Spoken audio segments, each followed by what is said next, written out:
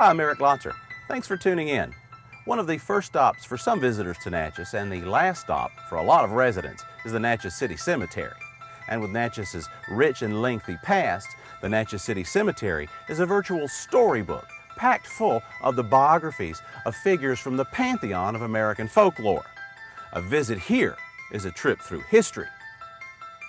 The Natchez City Cemetery stands out as great and unusual and extremely interesting because of the tapestry of Natchez itself.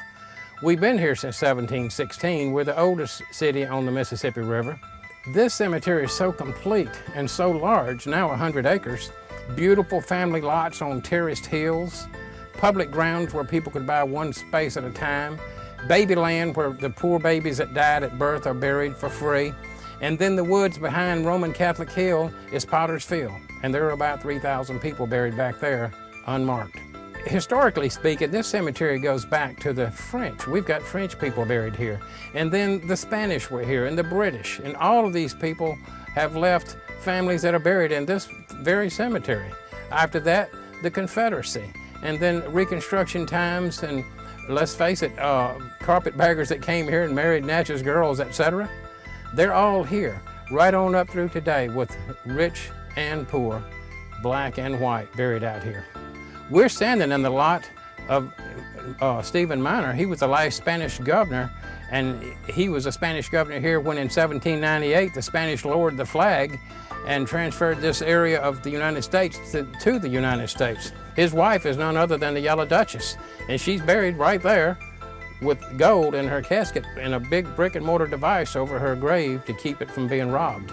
We've got 4.5 Confederate generals buried out here. One of the main one is Major General, which means 2 stars, William T. Martin of the Confederate States Cavalry. We've got General Zeb York, who was the only Confederate general that was Polish, and Charles Dahlgren.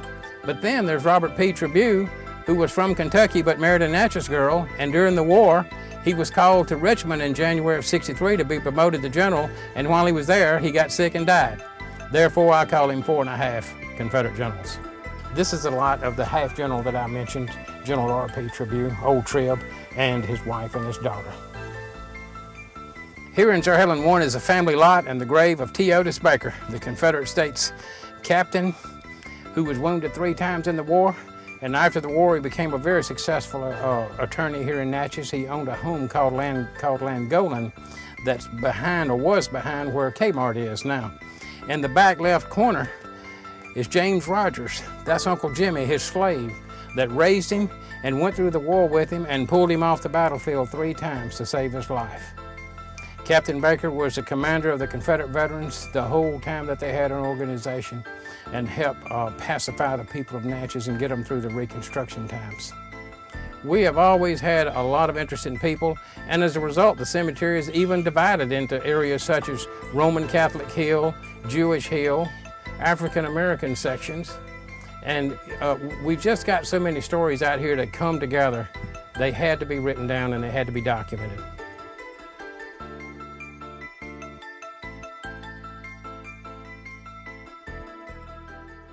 Cotton Alley Cafe on Main Street in Natchez is the place for contemporary Southern cuisine at reasonable prices in the Miss Lou. Cotton Alley is known for its excellent service and great selection of soups, salads, seafood, and pasta, served in a comfortable and attractive setting.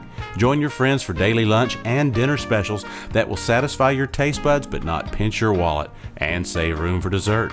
It's a great place to hang out, and downstairs is ideal for private parties or hold your next meeting at Cotton Alley Cafe. Stan's Rock and Roll Shop carries musical instruments, bikes, skateboards, and more. See Stan for a complete line of guitars, percussion equipment, PAs, and musical accessories to fulfill your musical desires. Even lessons are available. He's also got wheels aplenty, including Natchez's only source for top-name skateboards and all the replacement parts and upgrades you need. He's got road bikes, mountain bikes, and comfort bikes, and everything that goes with them. He even repairs on site. If it rocks or rolls, Stan's got it. Big Mama's Southern Style Barbecue Catfish and More is home of the original working man's lunch. Sandwich of your choice, side, and a drink for only $5.25. Supersize your sandwich for $1 more. Big Mama's Family Meal Deal feeds up to 4 folks for only $20.99. Daily specials start at $6.25. Now with expanded seating, you can dine in or take out. So come in for some of that Southern-style goodness at Big Mama's Barbecue Catfish and More on John R. Junkin Drive in Natchez. Everyone agrees pets get the best of care at the Miss Lou Veterinary Clinic. Dr. Debbie and Dr. Veronica and their caring staff can treat any pet, large or small, domestic or exotic. They offer traditional and non-traditional treatments to heal your loved one as fast as possible. Hospitalization and intensive care are available, as well as grooming and best friends boarding when you need someone you can depend on. And they carry a complete line of pet meds and nutritional products at the Miss Lou Veterinary Clinic on the Faraday-Vidalia Highway.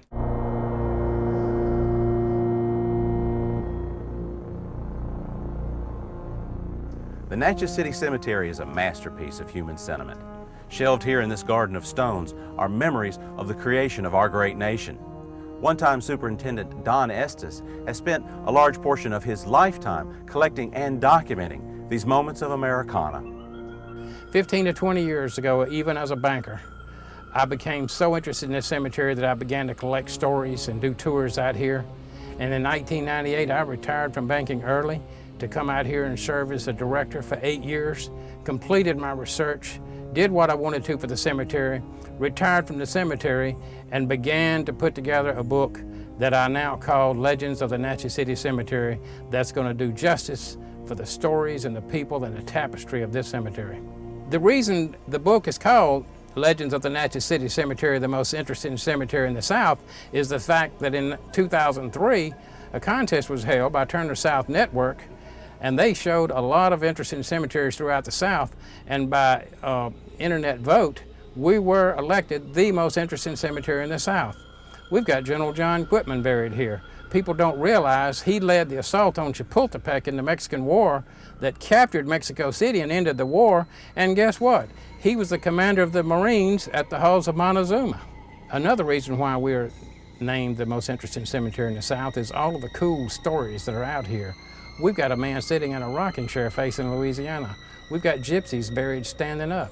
This is a gypsy lot, a lot that was dedicated for the burial of gypsies. The only marked gypsy grave is Ann Young's, who died in 1870 and was buried here.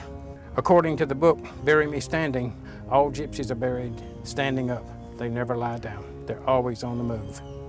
Bud Scott, the greatest singer we ever had, died in 1938. I found out that most of the black community has always known that he's Louis Armstrong's father. This is the grave of Bud Scott. It says he's born in 1856 and died in 1938, but they're wrong. He was born in 1876. And the 8th note on the back shows that he was a musician. The greatest singer Natchez has ever had. Little Mary Ann Albert, 15 years old, got pregnant in 1900 here in Natchez. Bud Scott was the father. She was sent to New Orleans and had the baby, Louis Armstrong. And Louise the Unfortunate. Everyone's heard her story. She's buried with a marker saying Louise the Unfortunate because she was embarrassed by her profession and would not tell her last name. Well, I found a burial record with her last name. All of these stories will be disclosed in this book.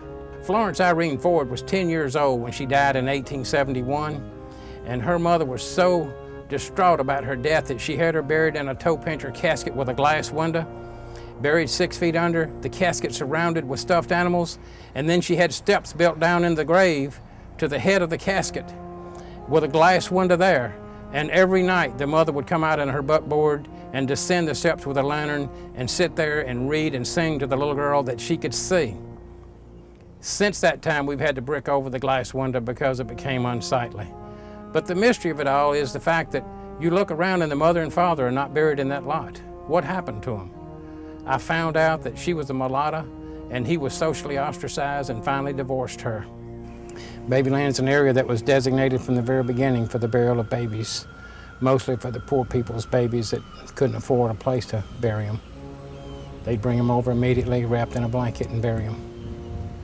It's strange to walk through because you can feel the little dips for the graves. Catholic Hill's been there since 1821 at the very beginning, and they've always taken very good care of it, and they have a lot of Catholic officials, including 2 bishops, buried there. That's their cross, the big gray Celtic cross in the middle. The Turning Angel was placed there in 1908 by the Natchez Drug Company that had exploded and burned. 5 young girls that were working there were killed, And those 5 girls are buried at the foot of the Turning Angel. No one knows that Luella Booth, on the far left end, the daughter of Quinn Booth, that it left him so devastated that he had let his daughter work for a living, which was unheard of back then, that he came to the cemetery the day after those burials and bought the lot next to it, and where she's buried, he's on the other side of her. Quinn Booth and Luella Booth are buried side by side. This is the bust marking the grave site of Lewis J. Winston. He was born in 1844, born free of his white master and his slave mother. He went on to join the Confederate Army as a bugler in a cavalry company in the Army of Tennessee. And after the war, he became a very successful attorney, and he was the founder of the Colored Savings and Loan Association of Natchez, the first one in Mississippi. He founded the Woodmen of the Universe, the colored version of the Woodmen of the World. He was circuit clerk of Adams County for 20 years. And when he died, they had a tremendous funeral for him. He built a beautiful home on St. Catherine Street on what people still now know as Winston Hill, across from the Broomfield Apartments. The unusual thing about his bust is it was created by Isaac Hathaway and signed by him in 1920.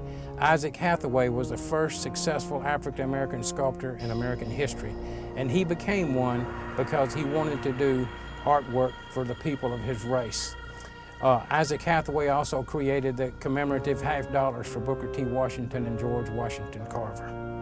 The book is a coffee table book. It's about 8 by 10.5 inches. It's got a dust cover on it. The background right here is the cover of the book. And it's got about 210 pages in it, 150 stories, a couple of hundred pictures, about 70 of them are in color. And it's a beautiful book to look at. It's also full of very interesting stories that you're going to laugh or cry when you read.